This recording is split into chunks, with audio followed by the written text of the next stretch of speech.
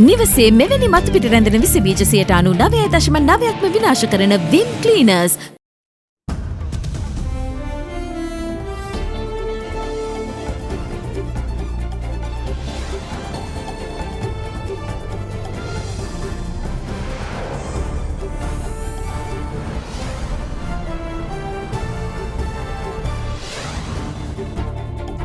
Tonight, making the right choices.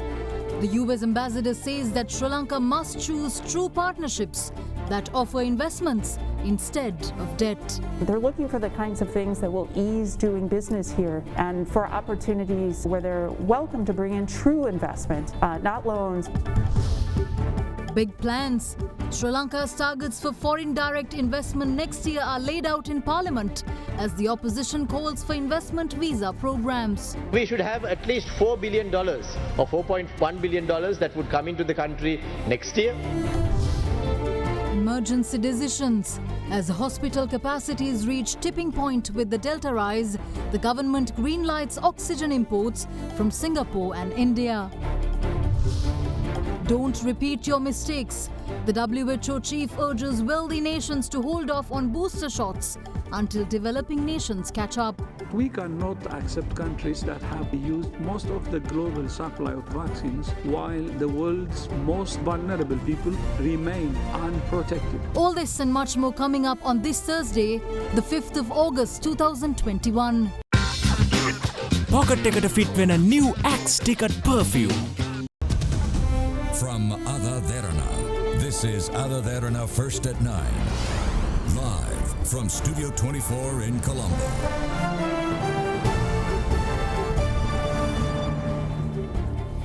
Good evening and welcome to First at 9. I am Shanella Fernando in your top stories for tonight. US Ambassador to Sri Lanka Elena B. Teplitz says that Sri Lanka should choose its partners based on openness, transparency and the true investment they offer rather than loans. Speaking to Indivari Amuwatta on our current affairs program at Hyde Park on AdaDerana 24, the US envoy stated that despite some tensions in the US-Sri Lanka relationship, the two nations must resort to dialogue and seek a way through difficulties which could be mutually beneficial. US Ambassador Elena B. Teplitz says that despite relations between Sri Lanka and the United States being rather tense in the past few years, the US wants Sri Lanka to be a strong, sovereign and democratic country and to partner with it to realize its development potential.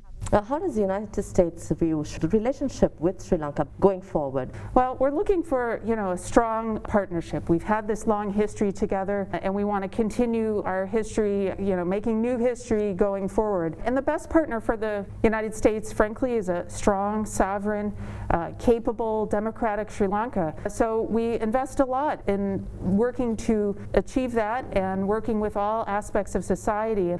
So it's really important that our relationship be multidimensional and it be one that is enduring through tough times or, through great times. How would you describe this period in terms of relationships?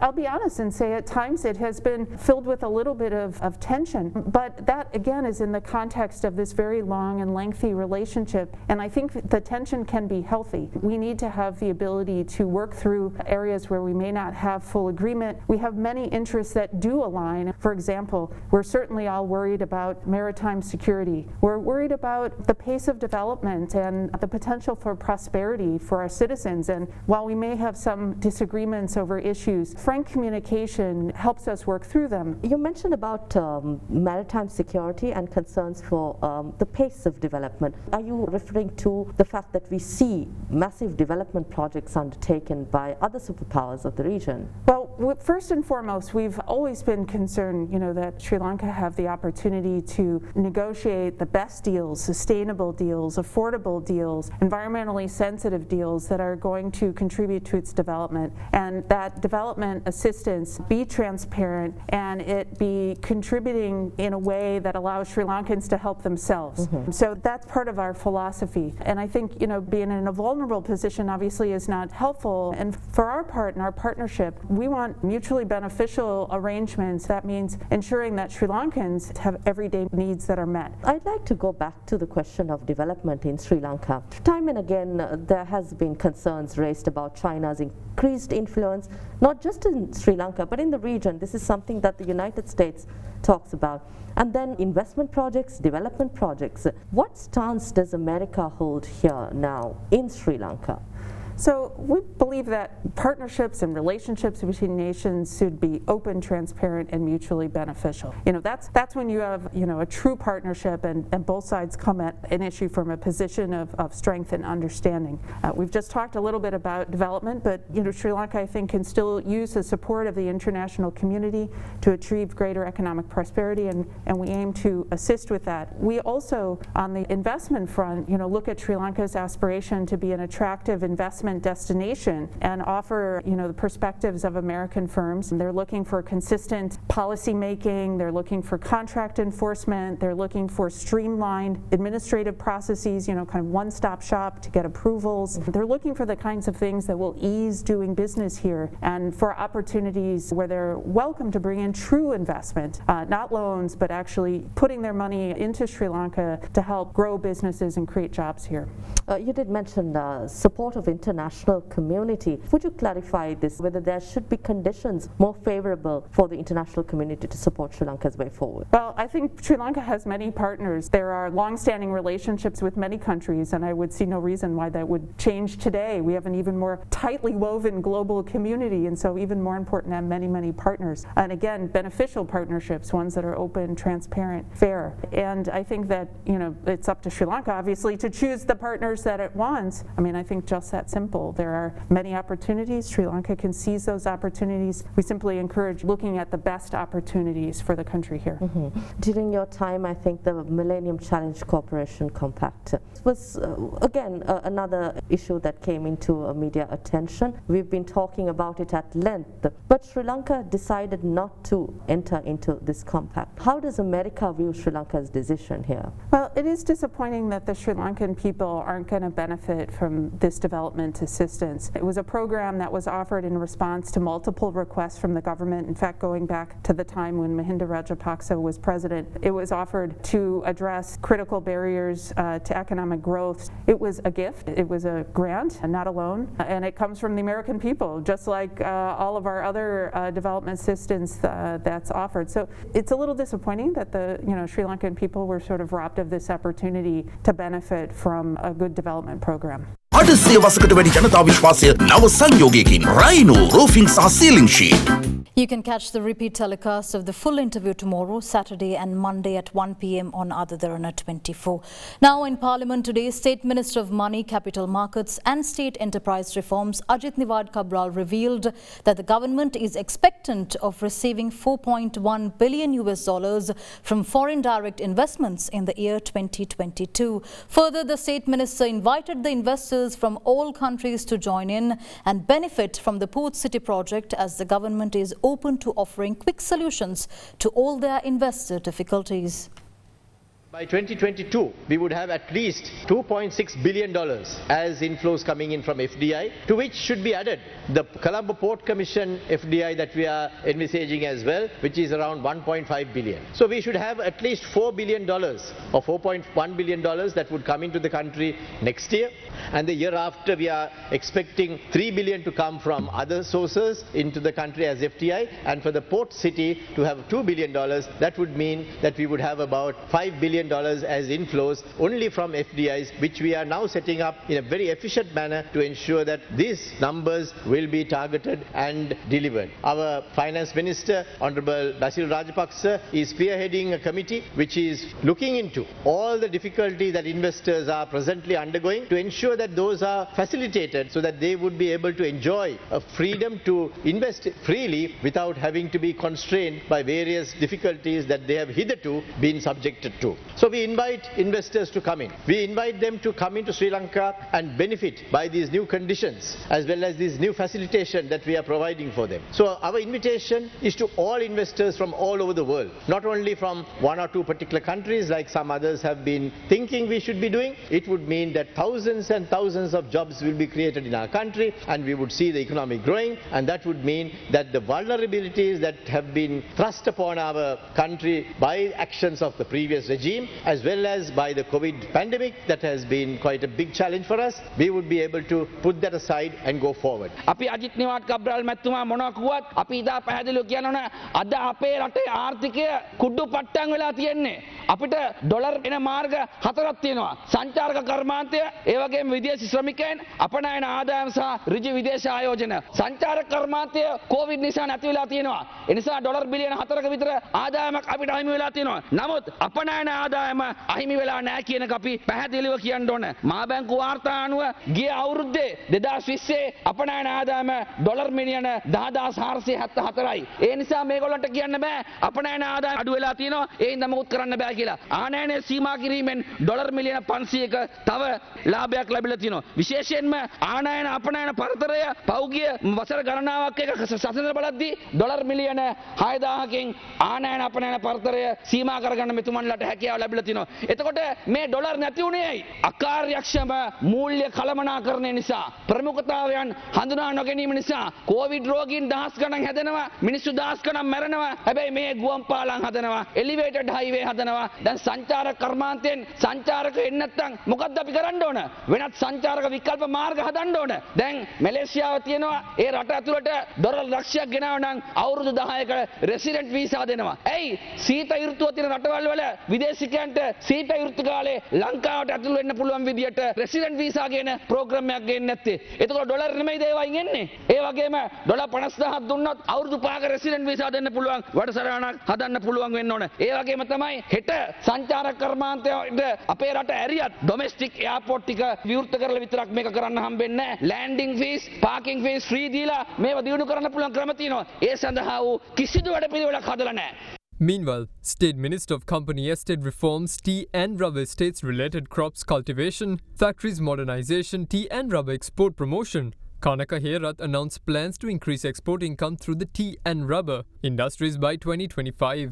අපනයනය කිරීම සඳහා තේවලට විශේෂයෙන්ම අපි බලාපොරොත්තු වෙනවා මේ වර්ෂයේදී ඇමරිකානු dollar බිලියන 1.5ක් අපේ ආර්ථිකයට ඇතුළත් කරන්න. ඒ වගේම තමයි රබර් කර්මාන්තය තුලින් ඇමරිකානු ඩොලර් බිලියනක් අපේ රටට ගේන්න අපි බලාපොරොත්තු වෙනවා. ඒ සඳහා වැඩපිළිවෙල ක්‍රියාත්මක වෙනවා. අපි වගකීමෙන් කියනවා මේ වර්ෂයේදී අපිට ඉලක්ක කරා යන්න හැකියාව ලැබෙනවා. ඒ වගේ තමයි 2025 වෙනකොට තේවල ආදායම බිලියන 5ක් දක්වා වැඩි කරන්න ඇමරිකානු ඩොලර්. ඒ වගේම රබර් වල 2025 වෙනකොට බිලියන 3.5ක් දක්වා ආදායම වැඩි කිරීමේ වැඩසටහන දැනටමත් ආරම්භ කරලා තියෙනවා. ඒ වැඩපිළිවෙල අපි ක්‍රියාත්මක කරන්න ඕන අපේ තියෙන අමුද්‍රව්‍ය වලින් අපි ඒ අග එකතු කිරීම. අර හබ් ඇන්ඩ් ස්පෝක් මොඩල් එක ආරම්භ කළ යුතුයි. ඒ සඳහා අපි වැඩපිළිවෙල දැනටමත් සකස් කරමින් පවතින.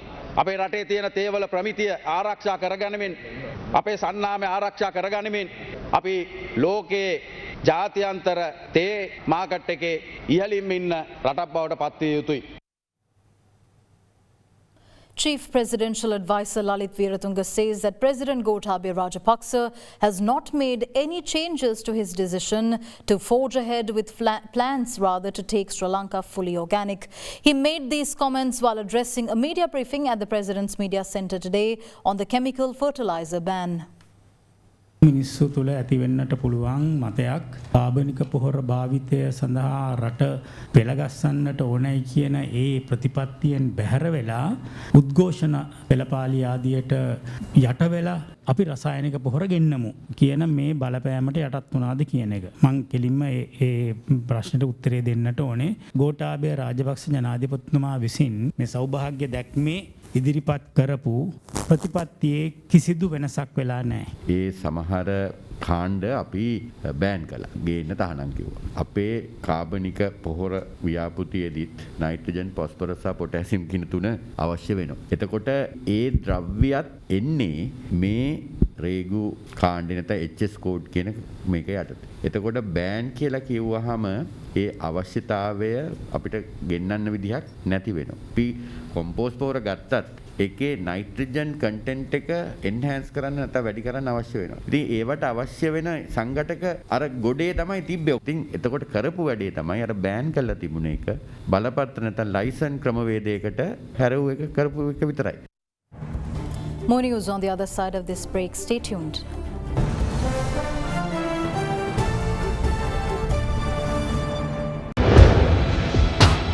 Big 3.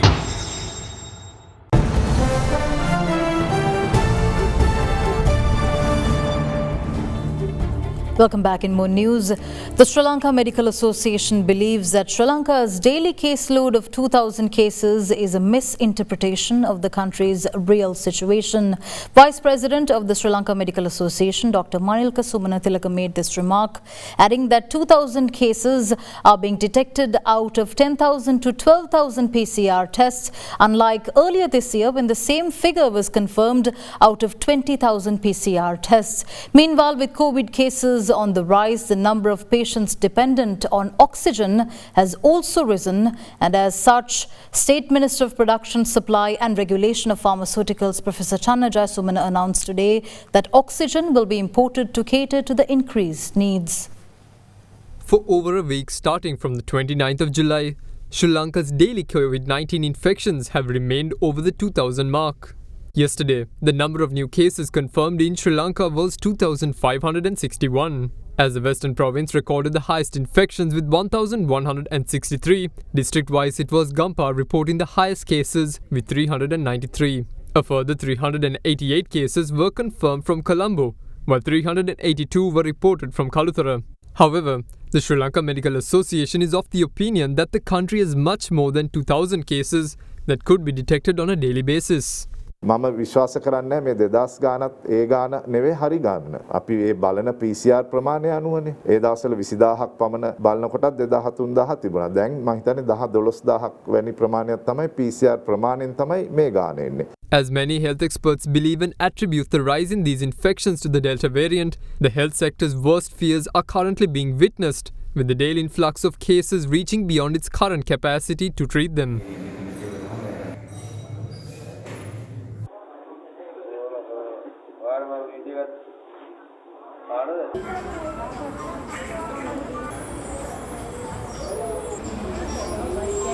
With that, the Karapitiya Teaching Hospital and the Ratnapura Teaching Hospital have declared a state of emergency, with patients exceeding their capacities. As such, with health officials cognizant of the experience of India's hospitals with the Delta variant, they promise that measures will be taken to source oxygen from overseas to meet current demand. Oxygen මත යැපෙන රෝගීන් සංඛ්‍යාවේ ශීඝ්‍ර වැඩිවීමක් පහුගිය දින කිහිපය තුළ අප නිරීක්ෂණය කරනවා. විශේෂයෙන්ම අද වනකොට ලංකාවේ නිපදවන ඔක්සිජන් ප්‍රමාණය මුළුමනින්ම පාහේ රෝගීන්ගේ අවශ්‍යතාවට යොදා ගන්නා තත්ත්වයකට ඇවිල්ලා තියෙනවා. මේක නිසා අප ඉදිරි සති දෙකක කාලයේදී ඉන්දියාවෙන් සහ සිංගප්පූරුවෙන් ඔක්සිජන් ගෙනීම සඳහා මේ වෙනකොට අවශ්‍ය කටයුතු සූදානම් කරලා තියෙනවා. ඒ සඳහා කටයුතු සම්පාදනය කරලා තියෙනවා. The State Minister also said that measures have been taken to ensure that expectant mothers who have been identified as a high-risk group are being provided all necessary facilities to work from home to protect them from the infection. පහුගිය දින දෙකේදී විශේෂ කතාබහට ලක් වුණා රාජ්‍ය සේවකයන් විශේෂයෙන්ම ගැබිනි මව්වරුන් සේවයට කැඳවීම පිළිබඳව ඒ අනුව රජයේ සේවයේ ඉන්න ගැබිනි මව්වරුන්ට තමන්ගේ නිවසේ සිට සේවය ලබා දෙන්න පුළුවන් ආකාරයට අවශ්‍ය පහසුකම් සපයන්නත් ඒ වෙනුවෙන් අදාළ චක්‍රලේඛය රාජ්‍ය පරිපාලන අමාත්‍යාංශයේ ලේකම්තුමා විසින් නිකුත් කරන්නත් තීරණය වුණා. However, Vice President of the Sri Lanka Medical Association, Dr. Manilka Sumanatillaka, says that the only way to get ahead of the virus would be to temporarily impose travel restrictions. මම කියන්නේ දැනට වුණත් වෛරසය සහ එන්නත් කරන්නේ අතර තියෙන තරඟයෙන් අපි ජය ගන්න අවශ්‍ය නම් ඉතා කෙටි කාලයකට පුළුවන් ආකාරයෙන් සංචාරණ සීමා තමයි එකම පිළිතුර කෙටි කාලීනව. As for today, 1,885 new COVID-19 patients have been confirmed so far in the country. Meanwhile, Sri Lanka's recoveries also rose today after 1,841 COVID patients were discharged, taking the overall figure to 286,365. The World Health Organization today urged high-income countries to halt the rollout of booster shots until September. The call came from the Director General of the World Health Organization, Dr. Tedros Adhanom Ghebreyesus, yesterday, who says that it is completely unacceptable that certain countries have used up most of the global supply of vaccines, while the world's most vulnerable people remain unprotected. Sri Lanka's vaccine program launched early this year has so far covered over 10 million people. First doses of 5 vaccines currently being administered in Sri Lanka have been given out to 10,616,683 people. Of this figure, 2,646,042 people have been fully immunized against the virus.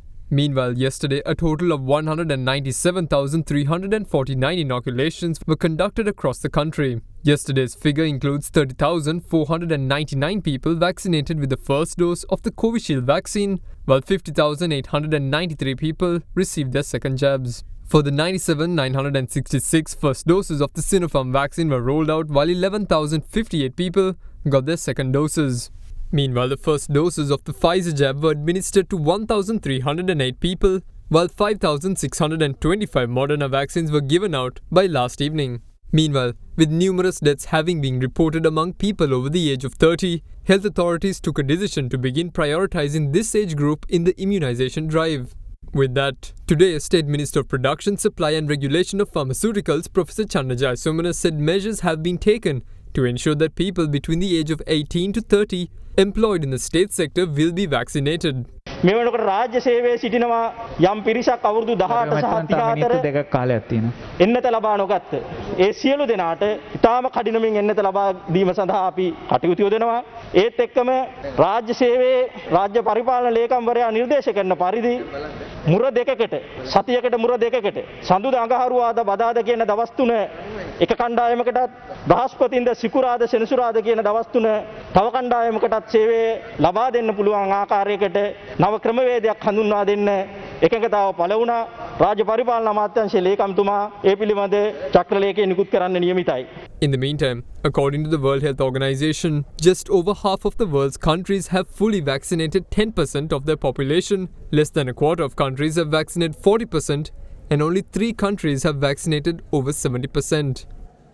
In this backdrop, Director General of the World Health Organization, Dr. Tedros Adhanom Ghebreyesus, urged high-income countries to halt the use of booster shots before the end of September in order to allow at least 10% of the population of every country to be vaccinated against COVID-19. More than 80% have gone to high and upper middle income countries, even though they account for less than half of the world's population. I understand the concern of all governments to protect their people from the Delta variant. But we cannot and we should not accept countries that have already used most of the global supply of vaccines, using even more of it, while the world's most vulnerable people remain unprotected. We need an urgent reversal from the majority of vaccines going to high-income countries to the majority going to low-income countries. Accordingly, WHO is calling for a moratorium on boosters until at least the end of September to enable at least 10% of the population of every country to be vaccinated. CHEC Port City Colombo has issued a clarification of comments made by US envoy to Sri Lanka Elena B. Teplitz last week pertaining to a company involved in the Port City project as having been included in a US sanctions list. The company in a communique says that neither it nor its parent company, China Harbour Engineering Company and China Communications Construction Company, are listed in the United States sanctions which were announced in August 2020. Comments by the US Ambassador to Sri Lanka, Elena B. Teplitz, during a media roundtable discussion last week have drawn a response from the Colombo Port City Project's management company, CHEC Port City Colombo. In response to a question on whether US firms will be allowed to invest in the Port City project, the US envoy stated, quote, "The United States does have one of the companies working on the Port City development on our sanctions list, so doing business with that company may not be something that's advisable," end quote. In response, CHEC Port City says that neither it nor its parent company, China Harbour Engineering Company and China Communications Construction Company, are listed in the United States sanctions, which were announced in August 2020.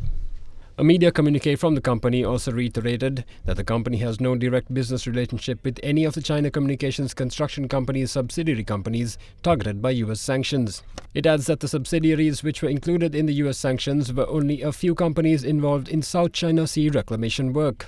Further, it says that the land reclamation work for the Port City project was conducted by CHEC Port City Colombo Private Limited, which is an entirely different subsidiary of China Communications Construction Company. It also reveals that there has been no US actions against the project company's parent company, China Communications Construction Company. We'll return after this short commercial break. Don't go away.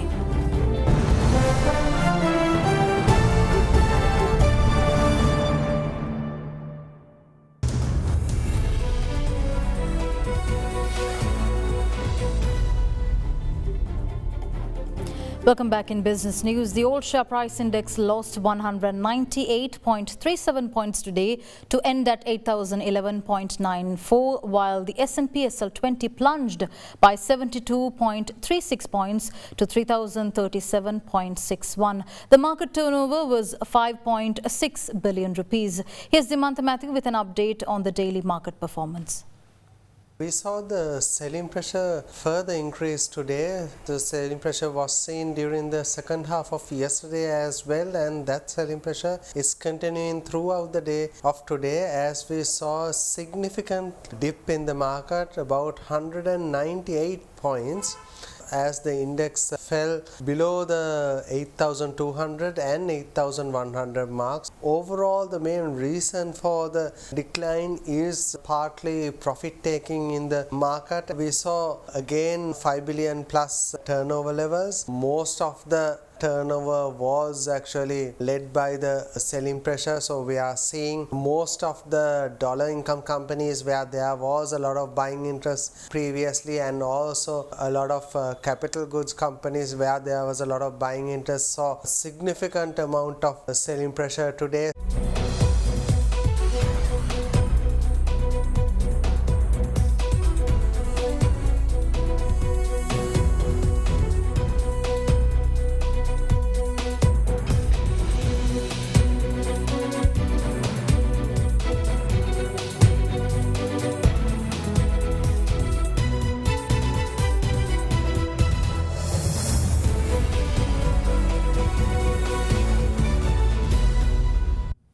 Also in business news, the Hambantota Port Group has announced positive growth in its volume so far at the end of the first half of 2021 year-on-year. The port's overall cargo handling volume has increased from 420,421 metric tons by end June 2020 to a significant 1,206,425 metric tons during the corresponding period this year, which the company attributes to a responsive workforce at all levels of operations and world-class equipment. The Hambantota International Port has posted record growth at the halfway mark of 2021. A media communique issued by the Hambantota International Port Group revealed that the port's overall cargo handling volume has increased from 420,421 metric tons by end June 2020 to a significant 1,206,425 metric tons during the corresponding period this year. In addition, it also recorded roll-on-roll-off volumes at the end of June 2021 of 413,005 metric tons as opposed to the 239,827 metric tons in June 2020. Further, bulk volumes during the corresponding period also increased to 578,327 metric tons in comparison with 1,443 metric tons in 2020. Meanwhile, liquid bulk volumes of LPG, very low sulfur oil and marine gas oil increased from 179,151 metric tons last year to 215,094 metric tons. Hambantota International Port Group General Manager Commercial and Marketing Lanch Zhuo says that the port responded very well to the challenges during lockdown, adding that its unique selling proposition remains its efficiency. He also attributed this to a responsive workforce at all levels of the operation and world-class equipment being used to assist in its smooth running. With that, we wrap up tonight's edition of First at 9. Have a good night.